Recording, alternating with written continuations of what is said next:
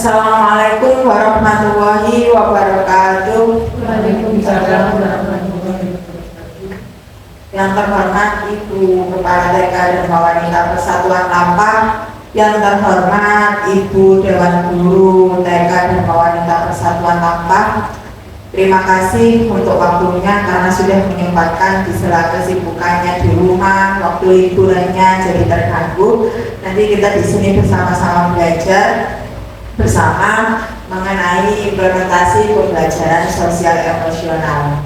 Puji syukur kehadirat Allah SWT karena berkat beliaulah kita bisa hadir kumpul di ruangan ini dalam keadaan sehat walafiat. Salawat serta salam semoga tetap tercurahkan kepada junjungan kita Nabi besar Muhammad SAW, karena beliaulah yang telah menunjukkan kita, menuntun kita dari jalan yang kegelapan menuju jalan yang terang benar yang saat ini kita rasakan.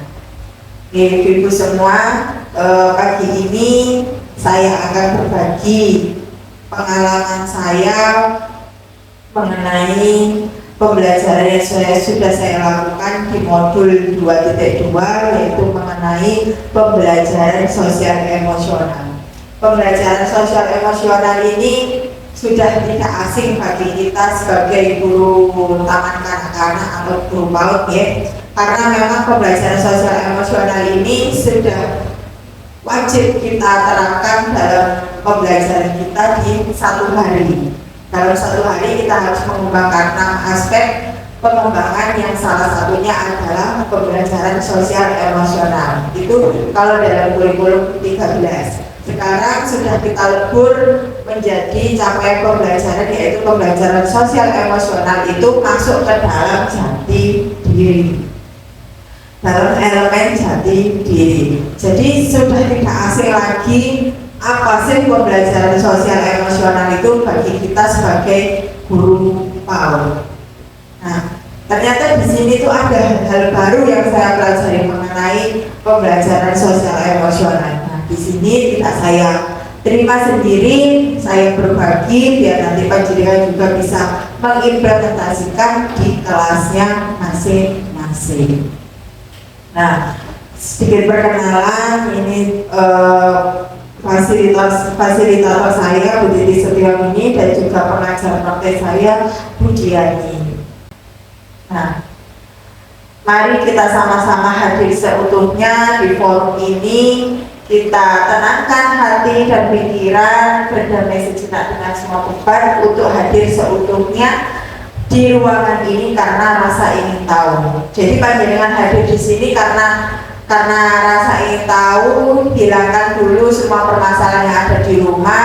Kita di sini sama-sama belajar untuk apa? Untuk kedepannya menjadi yang lebih baik. Jadi kita lepaskan semua permasalahan-permasalahan, beban-beban yang ada di rumah. Untuk beberapa jam kemudian kita hadir, kita fokus di sini, kita menerima, kita sama-sama belajar menerima materi agar nanti bisa kita implementasikan kepada anak didik kita. Nah, mari kita sejenak untuk latihan bersama, latihan mindfulness. Nanti kita ayo sama-sama sejenak dari sudah sejenak apapun yang kita kerjakan, duduk dengan nyaman, tegak. Kalau membawa pulpen ya ditaruh dulu pulpennya. Kita duduk dengan nyaman, dengan yang posisi yang enak, dengan gimana. Nanti kita akan mendengarkan musik sesuai dengan perintah yang ada di musik. Kita akan latihan teknik stop, yaitu kita akan tarik nafas, kemudian apa itu tahan dan juga dilepaskan.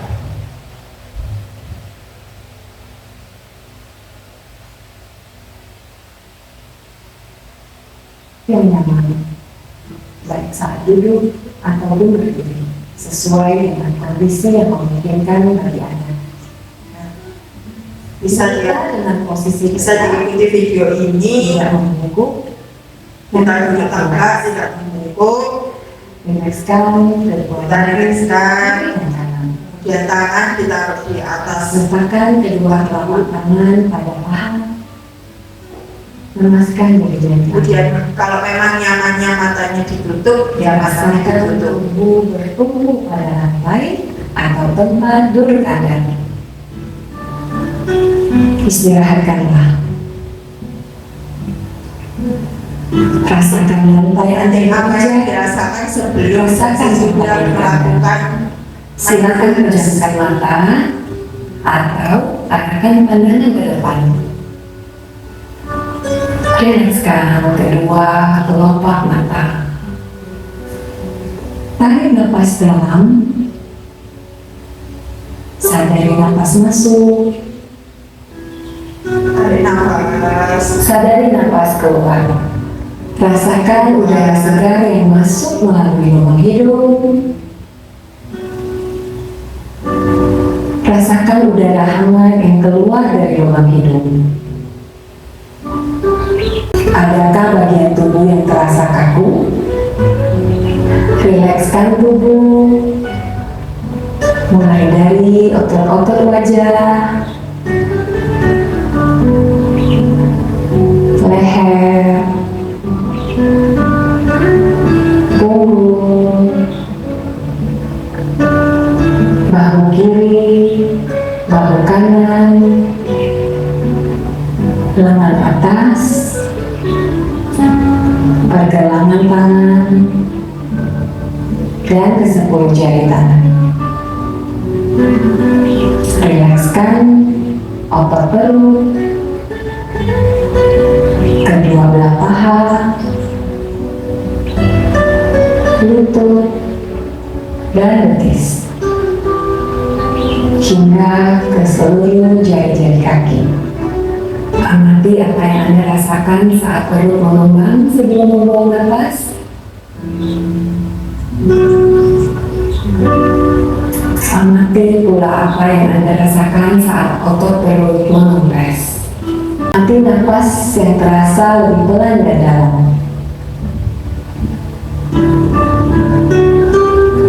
Amati tubuh yang terasa lebih rileks. Amati pikiran yang terasa lebih fokus. Amati pilihan-pilihan tindakan yang dirasa paling tepat untuk Anda lakukan saat ini. Latihan selesai. Bagaimana perasaannya setelah melakukan mindfulness dan juga sebelum melakukan mindfulness tadi? Gimana? Enak, nyaman, tenang, atau gimana? Lebih tenang. Ya. Mungkin tadi dari rumah kita berpikiran apa ya? Mungkin emosi atau apapun itu.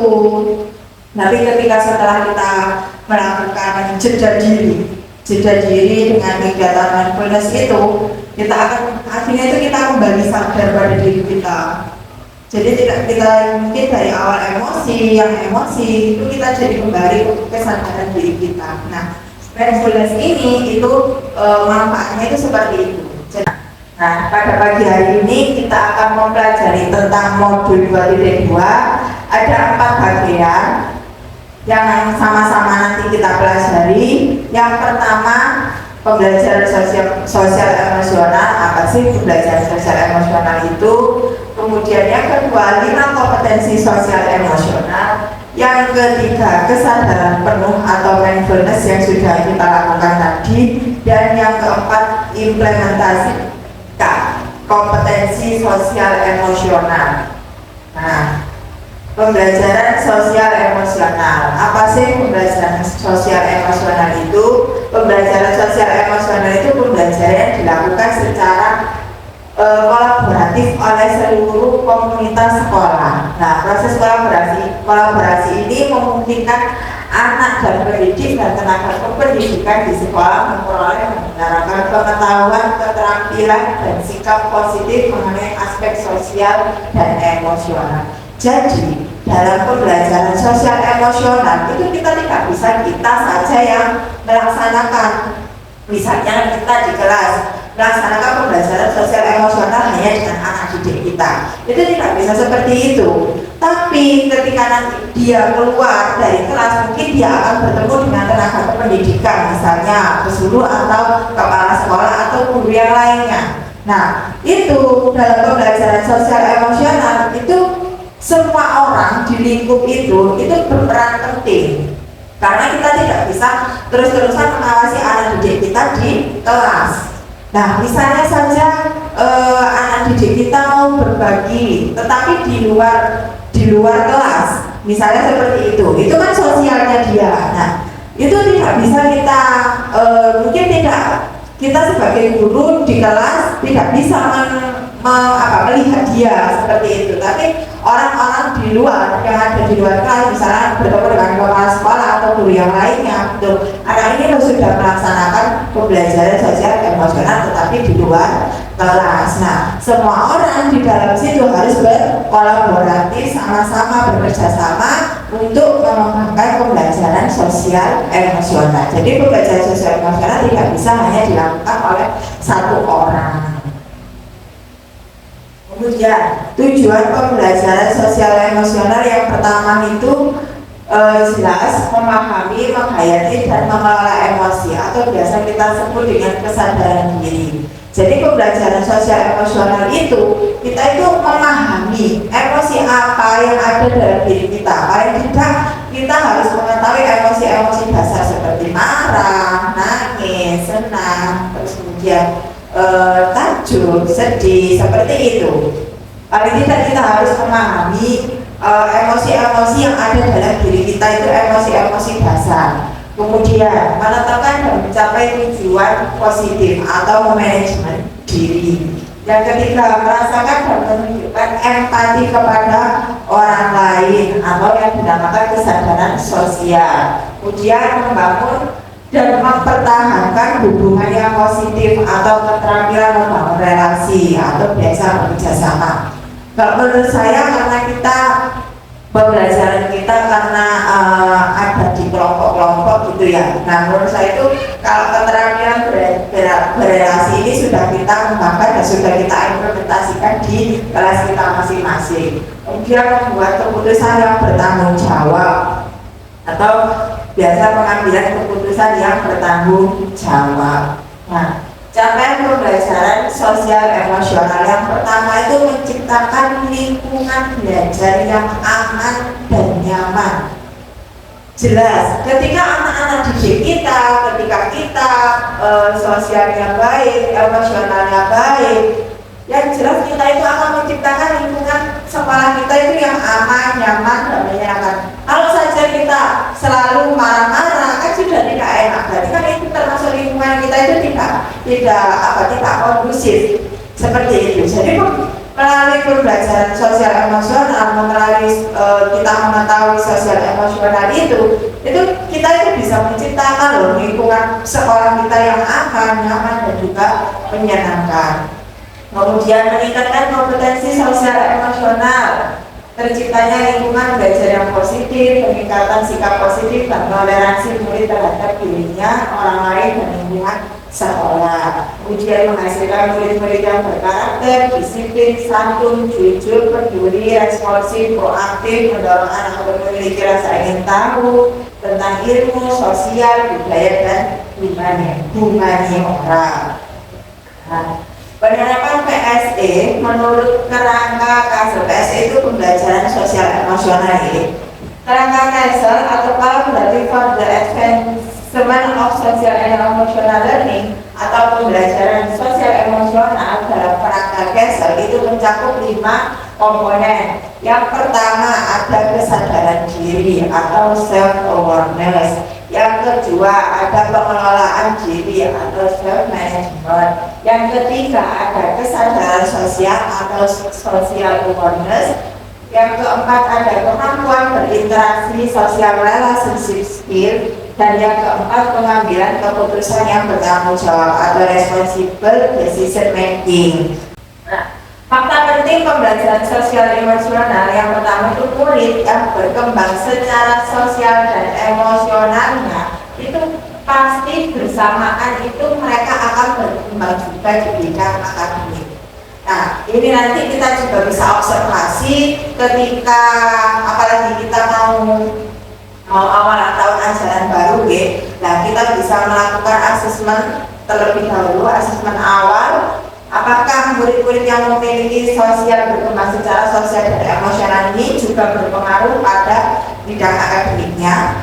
Nah, mindfulness atau kesadaran penuh yang sudah kita lakukan tadi sewaktu sebelum kita menerima materi, apa sih mindfulness itu? Mindfulness adalah kesadaran penuh, dapat diartikan sebagai kesadaran yang muncul ketika seseorang memberikan perhatian secara sengaja pada kondisi saat sekarang dilandasi rasa ingin tahu dan belas kasih. Kemudian secara saintifik itu latihan berkesadaran penuh yang konsisten dapat memperkuat koneksi sel-sel saraf neuron otak yang berhubungan dengan fokus, konsentrasi, dan kesadaran. Jadi pelaksanaan mindfulness ini itu untuk mencapai kesejahteraan psikologis atau well-being. Jadi dalam pembelajaran sosial emosional kita itu tujuan nantinya itu kita itu kesejahteraan psikologis atau well-being tersebut. Jadi itu tadi ketika kita mungkin dalam keadaan yang sudah acak-acakan emosi kita, keadaan marah, kita bisa melakukan hal itu mindfulness itu bisa dilakukan tidak dengan laku atau apapun itu. Intinya kita melakukan itu dalam keadaan posisi yang nyaman buat panjenengan sendiri, kemudian dalam posisi tenang untuk diri panjenengan sendiri. Jadi kita berusaha untuk mengembalikan kesadaran diri kita. Jadi ketika emosi itu misalnya kalau kita bisa tarik nafas, kemudian astagfirullah, itu seperti itu. Nah, itu kita bisa mengembalikan kesadaran diri kita untuk kembali ke kita yang seharusnya.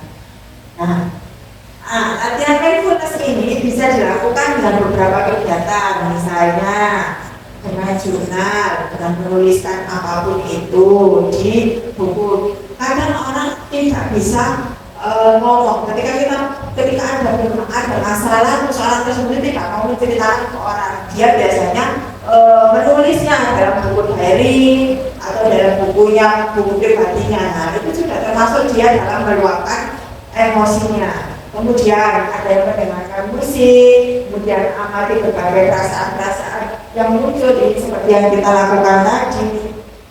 Kemudian menggambar, ungkapkan rasa terima kasih, dan juga fokus pada 3 hal yang dapat Anda lihat, dengar, dan rasakan. Nah, well-being tujuannya itu, kegiatan mindfulness itu, kita itu untuk well-being ini, yaitu kesejahteraan psikologis. Apa sih well-being itu? Sebuah kondisi individu yang memiliki sikap yang positif terhadap diri sendiri dan orang lain, dapat membuat keputusan dan mengatur tingkah lakunya sendiri, kemudian dapat memenuhi kebutuhan dirinya dengan menciptakan dan mengelola lingkungan dengan baik, kemudian memiliki tujuan hidup dan membuat hidup mereka lebih bermakna, dan juga berusaha mengeksplorasi dan mengembangkan dirinya. Seperti itu. Kemudian dengan well-being yang optimal, seseorang memiliki kemungkinan lebih tinggi untuk mencapai prestasi akademik yang lebih tinggi. Jadi ketika dia memiliki sosial emosional itu yang baik, itu dia itu dapat mencapai prestasi akademik yang lebih baik. Kemudian kesehatan fisik dan mental yang lebih baik. Kemudian memiliki ketangguhan dalam menghadapi stres dan juga terlibat dalam perilaku sosial yang lebih bertanggung jawab. Kemudian ini implementasi kompetensi sosial emosional. Jadi ini ada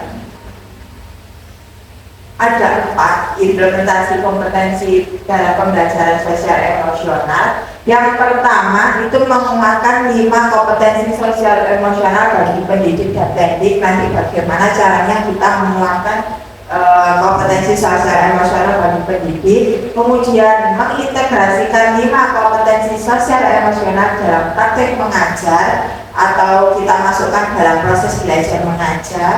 Kemudian bisa diimplementasikan dengan menciptakan iklim kelas, budaya dan kebijakan sekolah, dan juga bisa kita implementasikan dengan cara mengajarkan 5 KSE secara spesifik dan eksplisit.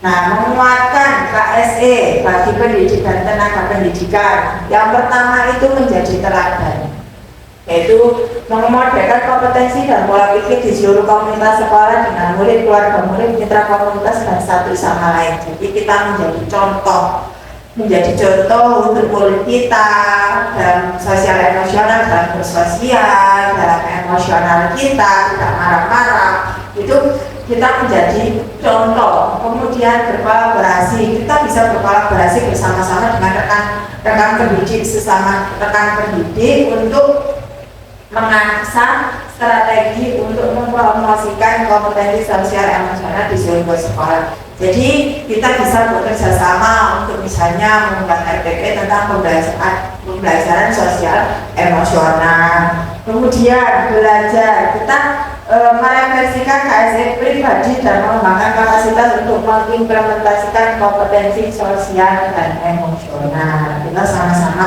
belajar tentang pembelajaran sosial emosional. Kemudian implementasi yang kedua yaitu mengintegrasikan dalam praktek pembelajaran. Ini yang sudah kita lakukan, misalnya melalui pembukaan hangat, misalnya dengan menanyakan kabar, kemudian menanyakan perasaan hari ini bagaimana, apakah senang, apakah sedih, apakah marah.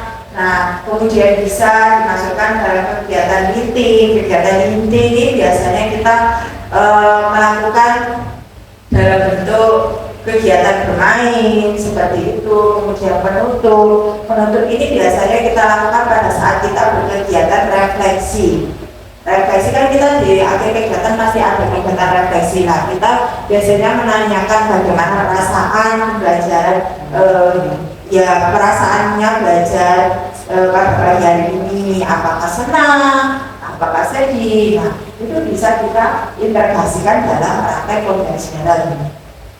Kemudian implementasi ketiga yaitu menciptakan iklim kelas, budaya dan kebijakan sekolah. Dalam mengembangkan pembelajaran sosial emosional, kita itu harus membangun keterhubungan atau koneksi yang menciptakan perasaan aman dan nyaman. Jadi hubungan kita dengan kepala sekolah, dengan rekan sejawat, dengan anak didik, dengan orang tua itu harus baik supaya dari kita di perasaan kita menjadi aman dan juga nyaman. Kemudian menciptakan lingkungan dapat merangkul keberagaman berbagai murid, dapat membuka optimis. Kemudian mewujudkan keyakinan kelas, peraturan, kebijakan sekolah yang mencerminkan visi-visi sekolah, nilai kebajikan dan keberpihakan pada murid. Kemudian mengajarkan 5 KSE secara spesifik dan eksplisit, yaitu melalui kegiatan yaitu tadi kesadaran diri, manajemen diri, kesadaran sosial, keterampilan berelasi, dan juga pengambilan keputusan yang bertanggung jawab. Nah, kesadaran diri, kita harus mengenali emosi dasar yang ada pada diri kita. Yang pertama ada senang, takjub, marah, takut, jijik, dan juga sedih. Ini adalah 6 emosi dasar yang ada pada diri kita, yang biasanya kita tiba-tiba muncul, tiba-tiba kita merasa was-was, merasa takut. Nah, kita harus mengenali ini supaya apa? Kalau kita bisa mengenali ini, itu kita juga sudah termasuk mengembangkan pembelajaran sosial emosional, yaitu termasuk dalam komponen kesadaran diri. Kemudian yang kedua yaitu manajemen diri. Nah, manajemen diri ketika kita tadi sudah mengetahui tentang emosi dasar tadi, akhirnya kita bisa memanajemen diri kita, mengelola emosi kita Dengan apa? Misalnya dengan teknik stop. Teknik stop tadi yang sudah kita lakukan yaitu berhenti sejenak dari apa yang kita lakukan, apa yang kita kerjakan, kemudian ambil nafas, amati sensasi pada tubuh, perasaan, pikiran, dan lingkungan, dan juga kita bisa melanjutkan pekerjaan kita. Yang ketiga yaitu kesadaran sosial. Ada 3 pertanyaan dasar empati. Yang pertama, apa yang dirasakan anak tersebut? Apa yang membuatnya merasa demikian? Jadi kesadaran sosial itu ketika dia misalnya mau berbagi kepada temannya, berbagi makan. Apa yang membuat dia seperti itu? Apakah dia kasihan atau karena dia tidak membawa karena memang mau berbagi atau apa? Nah, itu termasuk dalam kesadaran sosial. Kemudian apa yang mungkin akan dia lakukan, mengapa dia melakukan itu, dengan apa yang saya rasakan juga mengalami kejadian yang sama atau saya ada di posisi dia. Kemudian keterampilan berrelasi yaitu bekerja sama. Ada 5 keterampilan. Yang pertama, keterampilan menyampaikan pesan dengan jelas dan mendengarkan secara aktif. Ketika dia berkomunikasi gitu ya, mendengarkan secara aktif atau hadir seutuhnya. Kemudian keterampilan menyatakan sikap setuju maupun tidak setuju dengan alasan jelas dan sikap saling menghargai. Keterampilan mengelola tugas peran dalam kelompok. Keterampilan menentukan indikator keberhasilan penyelesaian yang bersama dibagi semua orang. Keterampilan mengelola konflik. Jadi keterampilan berrelasi ini itu berhubungan erat dengan komunikasi. Anak-anak berkomunikasi, kita berkomunikasi dengan orang lain itu termasuk dalam yang berkaitan erat dengan keterampilan berrelasi. Yang kelima yaitu pengambilan keputusan yang bertanggung jawab. Ada 5. Yang pertama, masalah apa? Problem. Yaitu mengevaluasi situasi, itu apa harapan saya, apa yang terjadi. Nah, ini kan kalau misalnya kita menerapkan pembelajaran di kelas, yaitu tadi apa yang terjadi. Jadi anak-anak bisa menjelaskan tahapan-tahapan, misalnya prosesnya dalam belajar. Nah, itu dia sudah termasuk pengambilan keputusan yang bertanggung jawab. Kemudian option, menganalisis alternatif pilihan, apa saja yang dapat dilakukan, apa saja pilihan yang berbeda. Yang kemudian outcome, mempertimbangkan konsekuensi dari masing-masing pilihan. Apakah saya mengetahui konsekuensi dari tiap pilihan bagi diri dan orang lain. Kemudian choice, apa yang dipilih, mengapa memilih itu, apakah itu keputusan diri yang terbaik dari berbagai pilihan, apakah siap menghadapi segala konsekuensinya.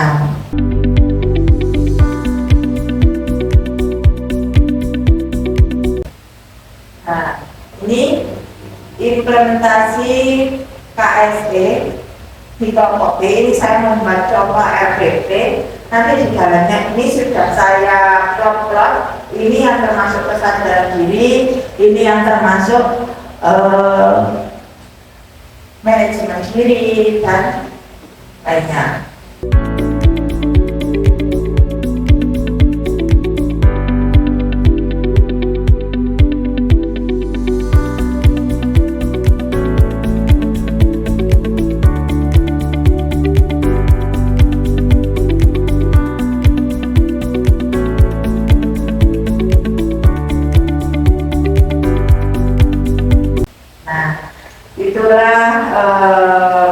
Berbagi praktek pemahaman saya mengenai pembelajaran sosial emosional. Mungkin apakah teman-teman yang ingin bertanya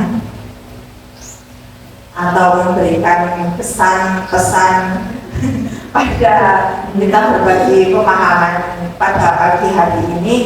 Harapan saya tidak hanya di kelas saya untuk mengembangkan pembelajaran sosial emosional ini, harapan saya juga dapat dikembangkan di sekolah di kelas sebelah, yaitu di kelompok A. Kita sama-sama belajar, kita sama-sama dari ketidaktahuan menjadi tahu, kita saling berkolaborasi kira-kira apa prinsip pembelajaran sosial emosional yang cocok untuk anak-anak kita. Gimana? Ada yang ditanyakan atau sudah cukup?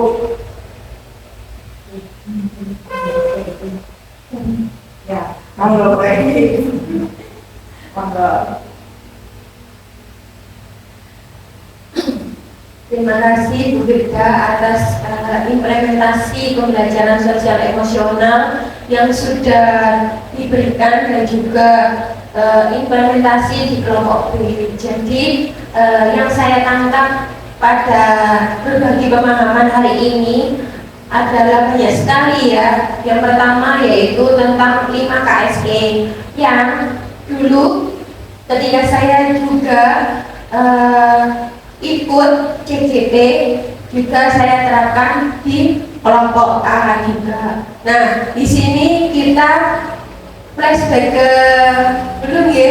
Nah, kita sama-sama belajar di KSI ini. Nah, ada KSI itu ada 5 yang tadi sudah disampaikan, yaitu kesadaran diri, manajemen diri, kesadaran sosial, keterampilan membangun relasi, pengambilan keputusan yang bertanggung jawab. Nah, ternyata di TK atau di PAUD itu kita loh sudah melaksanakan, tetapi untuk kalimatnya saja yang kalau di modulnya guru penggerak itu kompetensi sosial emosional. Jadi alhamdulillah kita menjadi pendidik PAUD itu sudah melaksanakan kegiatan atau kompetensi sosial emosional, dan juga tadi kita diajak mindfulness yang tadinya dari rumah atau perjalanan ke sini tadi masih ada unek-unek atau hal yang kurang enak. Di sini tadi diajak mindfulness dengan teknik stop. Jadi sebelum kita mempelajari pembelajaran hari ini, alhamdulillah kita hadir seutuhnya. Nah, dan juga KSI ini dikuatkan atau diimplementasikan kepada kita semua sebagai pendidik PAUD. Karena apa? Karena kita adalah menjadi teladan, role model untuk anak-anak kita. Jadi menjadi teladan yang baik, menjadi contoh yang baik. Yang kedua yaitu berkolaborasi dengan rekan sejawat. Semuanya yang ada di sekolah ini, dari kepala sekolah, pendidiknya, dan juga anak-anak, dan juga mungkin nanti juga kita kembangkan atau berbagi pemahaman juga dengan orang tua. Dan juga senang sekali hari ini kita belajar tentang KSE.